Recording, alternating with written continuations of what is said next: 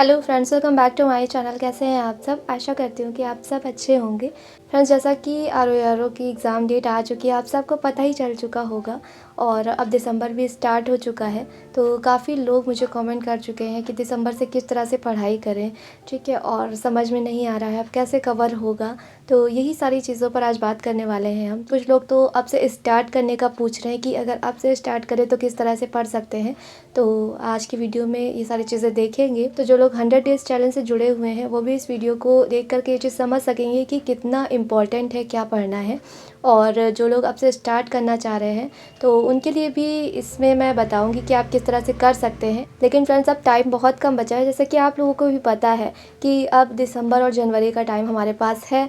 तो इसमें क्या पढ़ना है, किस तरह से पढ़ना है, ये अपने आप में एक चैलेंज है, क्योंकि जो लोग पहले से पढ़ चुके होते हैं, उनका रिवीजन होता है, उनके लिए भी ये 2 महीने मतलब बहुत कम लगते हैं, ठीक है। बहुत टफ लगता है सारी चीज़ों को किस तरह से कवर किया जाए, लेकिन फिर भी सबकी अपनी अपनी कैपेसिटी है, अपनी अपनी विल पावर है, ठीक है, और अपना आईक्यू है, सबका अलग है, सबकी सिचुएशंस अलग है। जिसकी जितनी नीड होती है वो उतनी अच्छी तरह से पढ़ाई करता है, उतनी मेहनत करता है, मुझे ऐसा लगता है। क्योंकि जो नीड्स होती हैं ना, ये हमें मजबूर कर देती हैं कि हमारे पास कोई दूसरा ऑप्शन नहीं है, सिर्फ़ और सिर्फ हमें पढ़ना है, इसी से कुछ हो सकता है। ये मैं अपना पर्सनल एक्सपीरियंस बता रही हूँ कि मुझे ऐसा लगता है। तो जो लोग भी इस तरह से हैं कि जिनको मतलब सिर्फ़ और सिर्फ पढ़ाई पर भरोसा है और कुछ कहीं से नहीं मिलने वाला है, ठीक है, तो फिर 2 महीने का टाइम बहुत है। मतलब मेहनत करके आप सिलेबस को खींच ले जाएंगे, मतलब पढ़ ले जाएंगे, निपटा देंगे सारी चीज़ें, ये हो सकता है। क्योंकि ऐसा भी होता है कि 6 महीने से लोग पढ़ रहे होते हैं, नहीं निकलता एग्ज़ाम, लेकिन 2 महीने में पढ़ाई करके कुछ लोग एग्ज़ाम निकाल लेते हैं। तो ऐसा भी होता है, तो हमें इसे कम नहीं समझना चाहिए, ठीक है। तो जो भी अब से स्टार्ट करना चाहते हैं, बस हाँ, एक सही डायरेक्शन में इम्पॉर्टेंट चीज़ों को पढ़ा जाए तो वो ज़्यादा अच्छा है। क्योंकि अब बहुत कम टाइम है, तो अगर आप सोचेंगे कि हम बुक्स को पढ़ें, कोई स्टैंडर्ड बुक को एक साथ में लेकर के पढ़ाई करें, या फिर कुछ मतलब अलग सोर्सेज पर चले जाएंगे जिनसे क्वेश्चन ज़्यादा नहीं फंसते हैं, तो फिर वो गलत डायरेक्शन हो जाएगा। और फिर उसमें आप 2 महीने में चाहे जितनी अच्छी तरह से पढ़ाई कर ले, लेकिन अगर आप सही चीज़ नहीं पढ़ रहे हैं तो फिर इम्पॉसिबल है निकलना। लेकिन अगर आप सही चीज़ पढ़ रहे हैं, सही सोर्सेज को यूज़ कर रहे हैं, ठीक है, आपके पास लिमिटेड सोर्स है और इम्पॉर्टेंट सोर्सेज हैं, तो हाँ, पॉसिबल है। तो अभी हम यही देखेंगे कि हम इन दिनों में किस तरह से अपना टाइम मैनेज करें, किन सब्जेक्ट्स को पहले पढ़ें या बाद में पढ़ें, ठीक है, किन सोर्सेज से पढ़ें। तो चलिए आज का वीडियो स्टार्ट करते हैं। तो देखिए फ्रेंड्स, यहाँ पर मैंने लिखा हुआ है कि जैसे 11 फरवरी को एग्ज़ाम है, तो अब हमारे पास जो टाइम बचा है वो दिसंबर और जनवरी का पूरा बचा है। फेब का टाइम 10 दिन ये आएंगे और कैसे जाएंगे पता भी नहीं चलेगा। तो अभी जो ये 60 दिन का टाइम है, इसको हमें डिवाइड करना है 15 डेज़ में, ठीक है। तो ये 4 जो मैंने यहाँ पर स्लॉट लिखे हैं 15 डेज़ के, इसमें किन सब्जेक्ट्स को पढ़ना है। तो सबसे पहले यूपी स्पेशल ज्योग्राफी मैंने इसलिए यहाँ पर लिखा है क्योंकि इनका वेटेज बहुत ज़्यादा है, क्वेश्चन बहुत ज़्यादा इनसे आने हैं, ठीक है। तो पहले इनको तैयार कर लिया जाए। तो यूपी स्पेशल ज्योग्राफी आप पहले 15 दिन में आपको ख़त्म करना है किसी भी तरह, ठीक है। फिर इसके बाद जो नेक्स्ट 15 डेज़ है दिसंबर में, इसमें आपको साइंस और हिस्ट्री कंप्लीट करनी है अपनी। और फिर जनवरी में पॉलिटी इन्वायरमेंट करना है। और जनवरी के जो लास्ट 15 डेज़ है उसमें आपको इकोनॉमिक्स और करंट अफेयर बहुत अच्छी तरह से पढ़ना है, ठीक।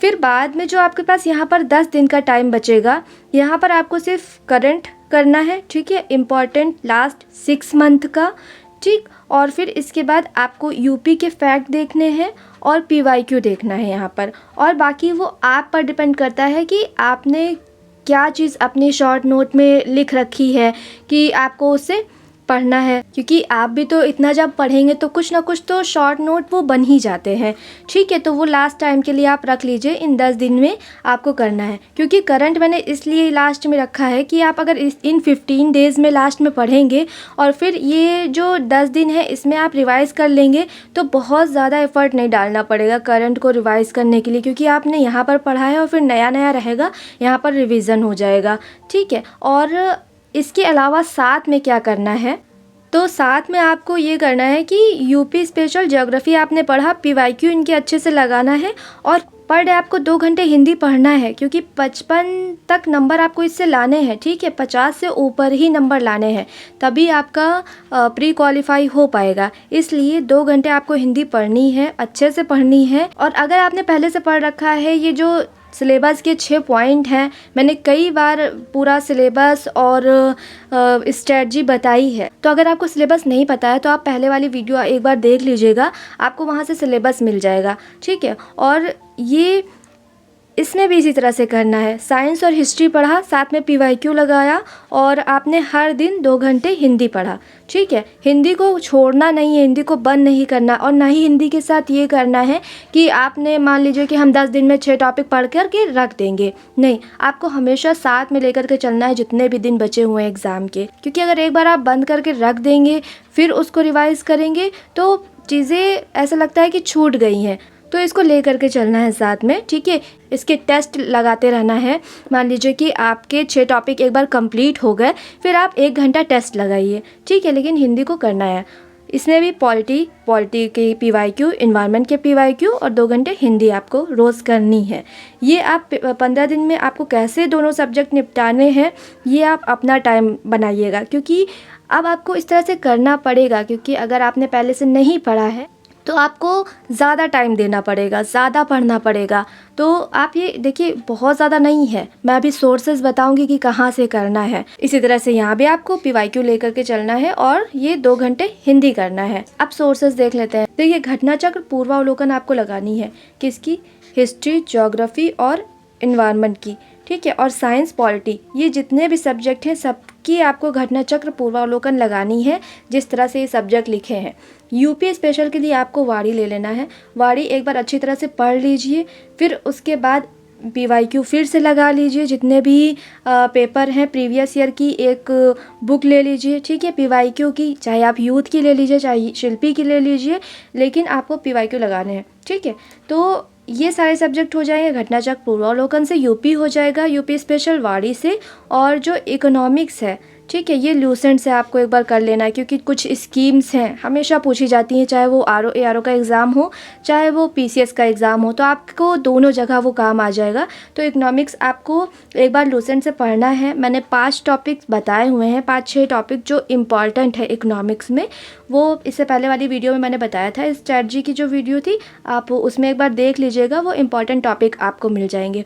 साथ में ही हिस्ट्री, ज्योग्राफी के भी इम्पॉर्टेंट टॉपिक्स मैंने बताए हैं, उसकी भी वीडियोस आपको मिल जाएंगी, देख लीजिएगा आप।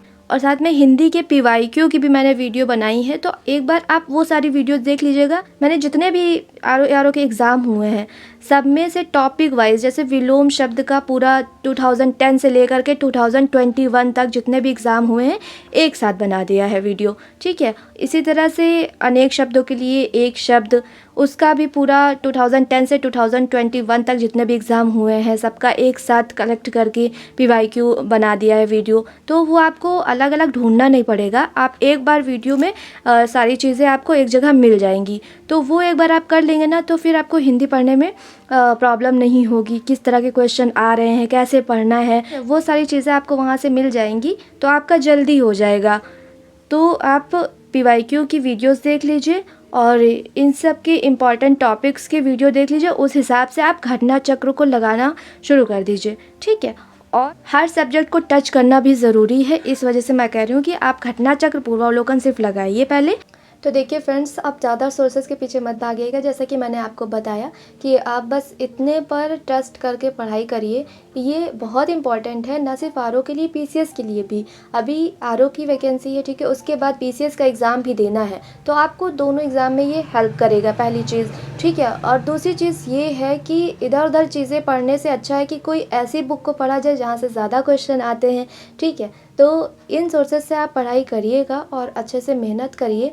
और जो लोग 100 डेज चैलेंज से जुड़े हुए हैं वो भी मुझे कमेंट करिएगा कि आप अपना पर डे का टारगेट कर रहे हैं या नहीं हो पा रहा है, ठीक है, और क्या प्रॉब्लम्स आ रही हैं, आप ये भी कमेंट करिएगा। और ज़्यादा से ज़्यादा वीडियो को शेयर किया करिए फ्रेंड्स, और लाइक किया करिए, कमेंट किया करिए, ताकि मुझे भी मोटिवेशन मिले और मैं वीडियोज़ को बनाऊँ। इससे पहले जो मैंने जनगणना वाला वीडियो बनाया था वो आपने देख लिया होगा, तो वो भारत की जनगणना थी। अब मैं यूपी की जनगणना का जो वीडियो है वो मैं कल तक आपको प्रोवाइड कर दूंगी। मेरे वीडियोस मॉर्निंग में आते हैं या तो 8 से 10 के बीच में या इवनिंग में 7 से 8 के बीच में, ठीक है। तो आप एक बार चेक कर लीजिएगा, आपको वो वीडियो मिल जाएगा। अब मैं कोशिश करूँगी कि इम्पॉर्टेंट टॉपिक्स के वीडियोस जल्दी आपको प्रोवाइड कर दूँ, और साथ में ही टेलीग्राम पर मैं जो भी करंट अब मैं डेली आप लोगों को दूँगी उसका भी मैं आपको इम्पॉर्टेंट पिक या फिर पीडीएफ प्रोवाइड कर दूंगी, क्योंकि बहुत सारे लोगों को क्रॉनिकल मैगज़ीन नहीं मिल रही है। तो जो लोग क्रॉनिकल मैगज़ीन लेने की बात कर रहे हैं वो इस चीज़ का ध्यान रखा करिए कि महीने की 10 तारीख को क्रॉनिकल मैगज़ीन मार्केट में आ जाती है, ठीक है, 10 के बाद आ जाती है। तो आप ले लिया करिए, क्योंकि फिर लास्ट टाइम पर वो नहीं बचती है, ख़त्म हो जाती है, तो फिर प्रॉब्लम होती है। जो लोग 100 डेज़ चैलेंज से जुड़े हुए हैं, वो जो अभी दिसंबर की क्रॉनिकल है उसमें सितंबर टू अक्टूबर दिया हुआ है करंट अफेयर, ठीक है। अब जो 10 को आएगी, 10 दिसंबर को फिर से आएगी, वो जनवरी करके आएगी, ठीक है। तो उसमें अक्टूबर टू नवंबर होगा, फिर जो आएगी उसमें नवंबर टू दिसंबर होगा। तो इस तरह से 3 मंथ की आप अगर मंथली पढ़ लेंगे, ठीक है, और 6 मंथ वाला जो फिर से अभी घटना सार आएगा वो कर लेंगे, तो करंट कहीं गया ही नहीं है। आप मतलब मैक्सिमम क्वेश्चन कर पाएंगे करंट अफेयर के, ठीक है। और इन्हीं सोर्सेज से सब पढ़ते हैं, क्योंकि अभी हमारे पास घटना सार नहीं आई है, तो हमें कुछ ना कुछ तो करंट पढ़ना ही है। तो हम इस टाइम क्रॉनिकल से इम्पॉर्टेंट फैक्ट्स को कवर कर रहे हैं, और वही इम्पॉर्टेंट फैक्ट्स मैं आपको टेलीग्राम पर प्रोवाइड कर दूंगी।